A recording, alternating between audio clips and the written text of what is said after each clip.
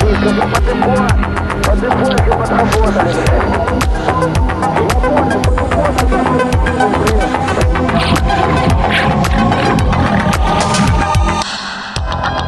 Alors, je suis loin en arrière, mais des fois, je vois tes feux.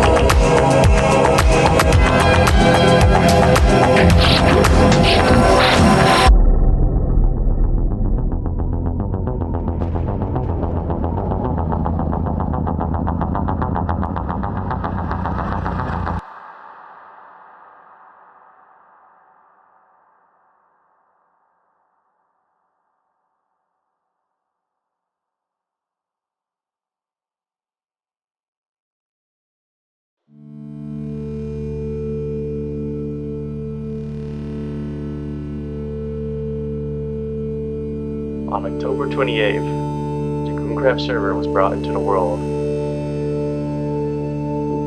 It was an impromptu realm server, providing players with a basic multiplayer survival experience. With living in the harsh Minecraft world soon proving difficult, societies immediately began to develop as players pulled resources and claimed land. By early November, the world was now host to 7 unique nations. Shortly after, an intergovernmental body was even formed to facilitate international cooperation in the form of the Organization of Protective Power and Services. OPS was, for the most part, a huge success, with its charter providing 6 basic provisions for conduct and governance. These articles gave a baseline for meetings and environmental standards, and gave structure to an otherwise chaotic world.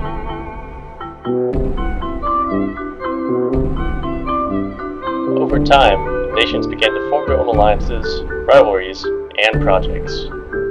While tensions could be tight, cultural ops meetings prevented military action from being taken.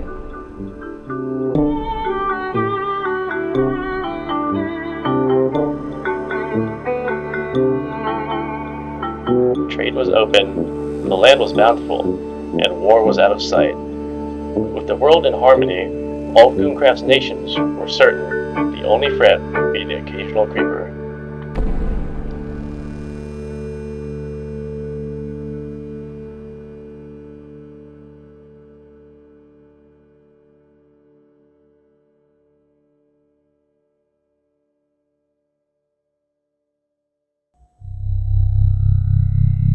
It is now November 19th.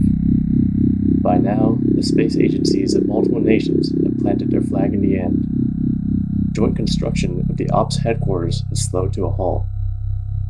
Relations between the Gungan Emirate and the Sultanate of Tajikistan have soured deeply. Breakthroughs in military technology reveal that the price of destruction is a mere 5 gunpowder and 4 sand. The reveal of large Afghan gunpowder reserves sends other nations scrambling to build their own.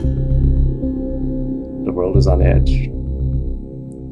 While no one wants to make the first move, it is obvious that it will only take one spark to detonate the powder keg, as tensions reach an all-time high. Citizens try their best to go about their days, hoping the geopolitical storm will blow over, but no one is sure.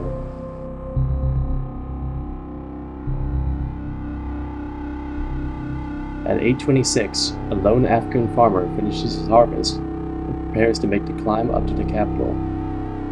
As he begins the trek, he makes a startling discovery.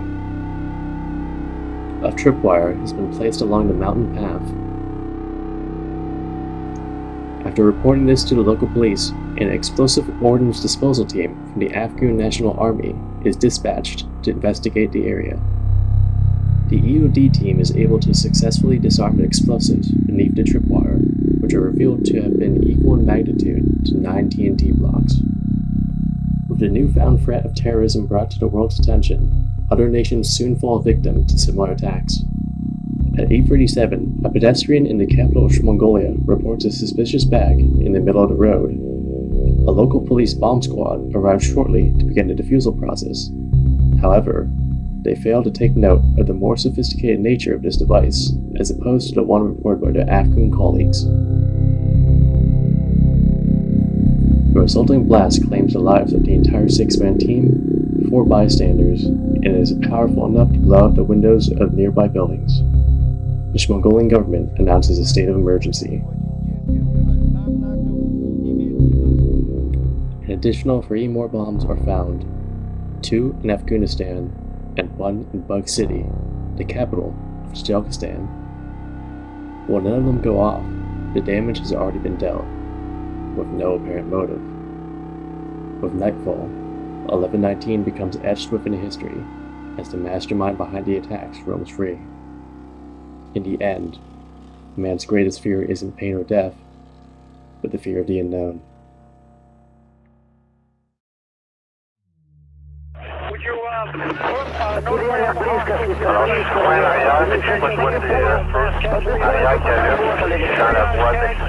Bomb passes and more attacks surface. By December, a total of 8 bombings have taken place, each targeting a seemingly random location.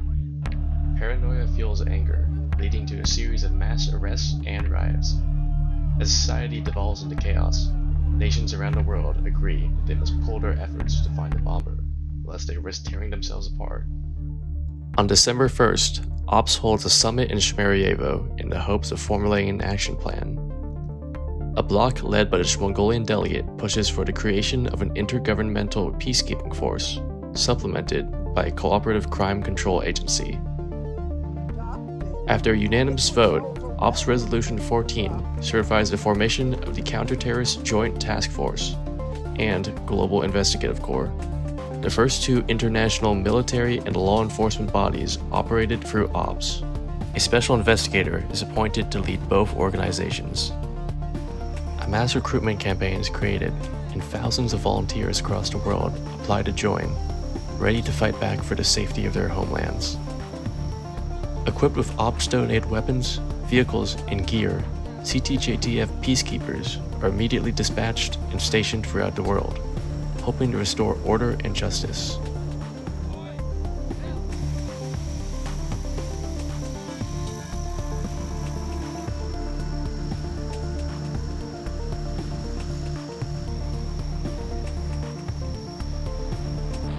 Along with its counter-terrorist duties, the CTJTF gains popular support in its humanitarian efforts in nations such as Afghanistan, Yugoslavia, and Afghanistan.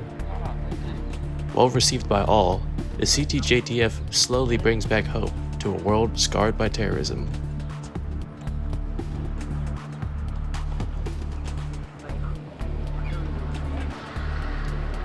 The locals have been coming up. The abundance of flowers we keep getting is just, we can open our own florist, and they just keep giving us bread, food, water, anything we need. The house we're staying in here, the bloke who's looking after it, he said we can doss in here, sleep and just do our patrols and that from here as long as we want. It's running water, which is quite nice. It's quite hot as well. We've had a baths and showers and that, nice shaves. It's the first one in about a fortnight, so it feels quite good.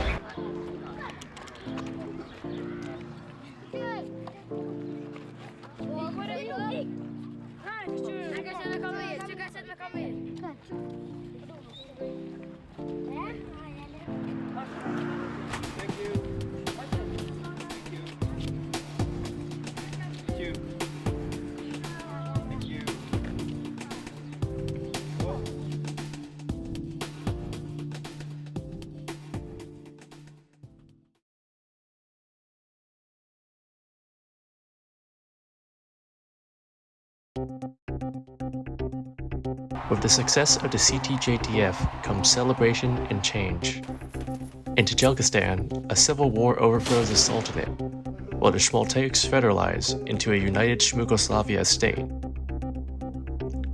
At long last, the GIC releases their findings on the 1119 attacks in a report that shocks the world. The extensive 21-page report provided details on bomb sites, suspects, and possible motives, while many were pleased to see the CTJTF taking action, others were dismayed at the accusations and methods made and used in the creation of the report. Let's take a look at the named suspects. Suspect 1, Z. Mani, an Afghan farmer who reported the first bomb. Mani first came under suspicion after performing a gunpowder spread to a group of tourists in revealing possession of 13 TNT blocks. A further discovery of Afghan nationalist beliefs held by Mani increased suspicion amidst the backdrop of the Afghan-Tajik conflict. An investigation by the CTJTF proved that the gunpowder spread was a result of Zaza-related impaired judgment, and the surrounding village was found to be clear of explosives. Mani explains that the gunpowder and TNT was to be used for fireworks only and terraforming for his Cumshot 2.0 tunneling project. Though cleared of immediate suspicion, Mani continues to be a person of interest. Suspect 2, a member of the FRJ's state security agency, henceforth referred to as the SSA. A major proponent of FRJ militarization, the SSA was noted for the procurement of Afghan gunpowder for quote-unquote industrial purposes and deterrence.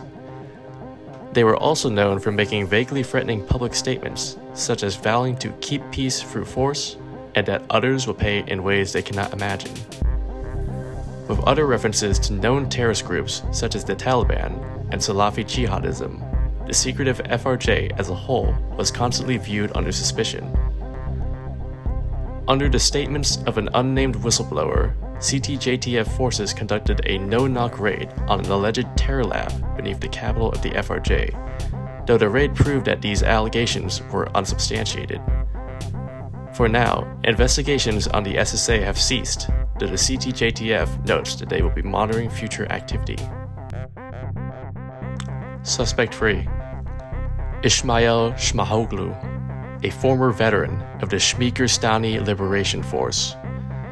Formerly an explosive expert within the now defunct SLF, Shmahoglu was reported by another anonymous whistleblower who pointed out that Shmahoglu had adequate time between the first attack to stage a secondary false flag attack within Mongolia. Knowing that Mongolia was to be the location of the next Ops Summit, it was surmised that his motive could be to paint his homeland in a better light for political gain.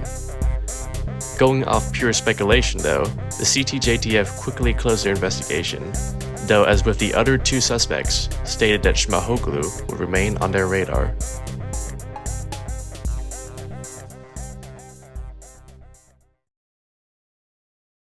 Responses to the report varied between country to country, with the reactions of leaders ranging from positive to outrage. We do not have many grievances with the CTJTF. We believe in collective security and fighting terrorism as a whole. However, we were very disturbed and in a large state of dismay by the initial report about the bombings that happened in November, I believe 11/19. This is correct, yeah. Mm-hmm.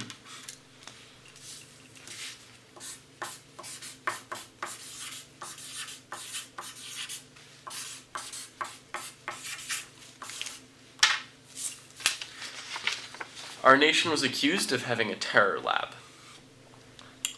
This was based on hearsay and not any verifiable facts. However, it was still left in a report, and no matter how much you preclude it with hearsay or just an allegation, people will see terror lab, and that has led to our diplomatic isolation and a lot of problems in dealing with diplomatic, or at least dealing with nations on a diplomatic level. Today, thankfully, the Goongas on 11/19, we escaped unharmed, but a few days later we found another bomb on Mr. name it Port Nas. It was named in Mr. Father honor, and it's that bomb. It never go off. And then through Mr. Intelligence, it was placed by the Tajiks. They tiny brain people. It's a tiny brain people. No make a good bomber. no concern myself with the squabble of the chimp. Now, I want to address the topic of the 11/19 bombing, as I know it was a very dark time for the entire world. Of course. I want to know personally what happened when you heard about these bombings.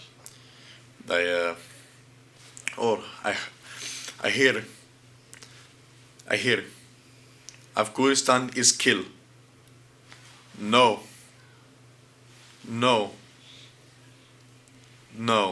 I weep. I weep for all the people involved, the Shmongoslav peoples hit by the bombings, the Afghan people, the Tajik people. Oh, I weep for the Tajik people. The Gungans not so much, but you know, it's crime against the world. Crime against the world. Complete. Now, are you willing to cooperate, is your Sultan, previous successor, the Sultan, did, with international groups such as the GIC and CGTF in order to bring these people to justice? Of course. We outwardly focused nation. Sultan, he want to keep us within the walls and he keep us oppressed. I say, no, Sultan, we show ourselves to international community. Give them everything we have to offer. He say, no, I like my palace and staying alone, not being bothered. But I that change. Even more international now. Even more. Do you believe it not to be ironic that even though you have pledged to stop terrorism, people have accused you of essentially committing terrorism by promoting irredentist groups in the Gungan Emirate? Absurd. Who's saying it? Absurd. These are total lies by foreign agents. Total lie by foreign agents. They just undermine Tajikistan. Total lie. That's all I say. Gungan, beware. Gungan, beware. Skull bomb has been found in Buck City.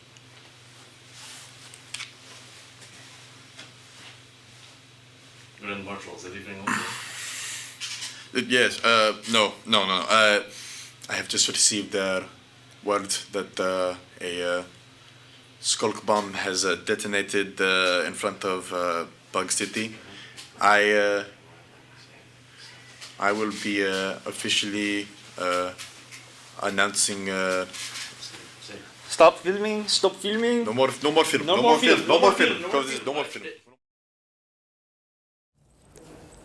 Unable to produce further results, the CTJTF's popularity wanes alongside its funding and recruitment. Peacekeepers continue to fight and die in increasingly dubious operations. Few are mourned in their homeland.